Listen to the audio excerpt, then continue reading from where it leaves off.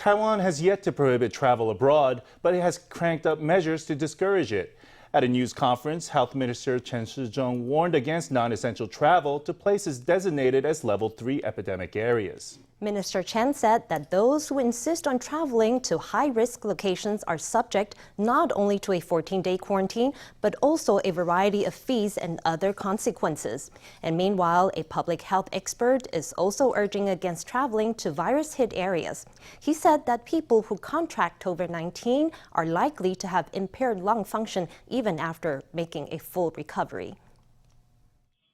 With the pandemic worsening, Taiwan's Epidemic Command is getting tough on travelers who contract COVID-19 after non-essential trips to Level 3 epidemic areas.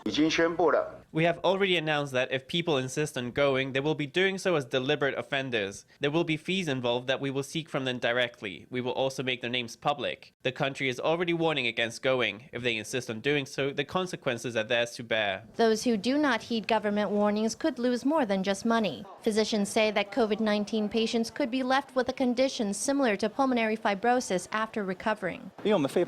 Lungs are full of alveoli, which are lots of tiny air sacs. When the alveoli walls are soft, there isn't any resistance when we breathe. But if the alveoli turn hard due to disease, the lung will become like a dry loofah sponge. They won't allow the lungs to expand. That could lead to shortness of breath when walking or even an oxygen shortage. This condition could raise the risk of cardiovascular issues when the patient is sleeping and oxygen levels are low and carbon dioxide levels high. The doctor says that it's hard to determine whether a patient has seasonal flu or COVID-19 just from their symptoms, and that viral tests are the only way to know for sure. He says that as the number of asymptomatic carriers increases, enforcing quarantine will only get harder.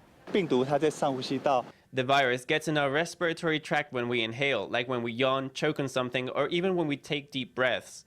That's how it moves to the lower respiratory tract. Actually, the upper and lower respiratory tract are areas prone to respiratory tract viral infections. It's hard to say which ones affect the upper tract and which ones affect the lower tract. I think it's mostly a matter of proportion and chance. Besides washing hands, wearing face masks, and monitoring one's health, health experts say that avoiding travel to affected countries is a good way to keep the disease at bay.